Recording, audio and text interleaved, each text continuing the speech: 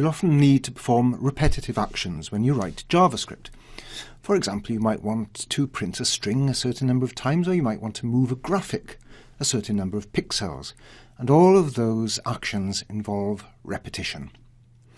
Now, one of the most common ways of repeating an action is to put some code inside a for loop.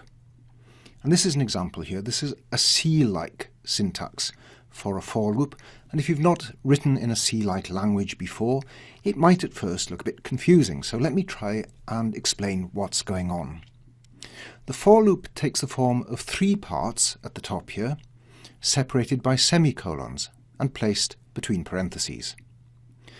Now, in this example, I've got a for loop that executes 100 times, and it will display 100 integers from 0 to 99. Normally, the first part of the for loop initializes the value of a counter variable, such as I here. And here I've assigned 0 to I, so that's its starting value. The second part tests the value of the counter variable, and the loop will end when that value, that test value, is met. So here the loop continues running as long as I is less than 100. And as soon as it's got the value of 100 or more, the loop will end. And the third part increments the value of the counter variable. Now, the code that executes through each turn in the loop is placed between a pair of curly brackets, and this is the result.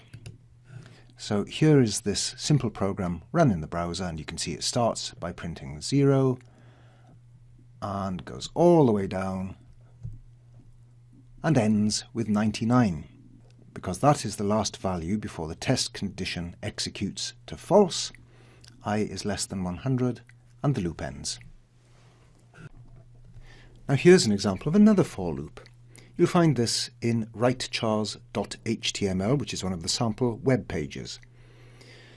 This takes a string. It's the string variable s, which has been assigned hello world. The for loop then sets up a variable I, which it assigns 0 to. Then it tests while I is less than the value of s.length, that's the length of the string, add 1 to I.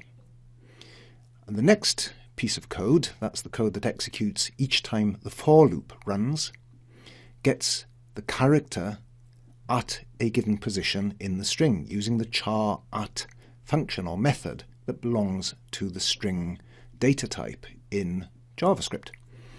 So it starts off by getting the character at position 0, and that's the first character in a string. And then the next time through the loop, 1 has been added to I, and it gets the character at position 1, and that happens to be the second character in the string, and so on, until the test condition here evaluates to false, that is when all the characters in the string have been processed, and then the loop exits. And this is the result. So what happens is it prints 1 character per line. That's because this line displays the character, char at I, followed by a break. Now, this might not seem very useful, but in fact it can be put to good use. And in the next video, I'll show how you can use a similar mechanism to scramble up an email address that you can embed into a page, so that if you have malicious programs trying to come and find and extract email addresses from a web page, they are going to be frustrated by the fact that you've processed the email address to, in effect, encrypt it so that they can't use the email address and send out spam emails.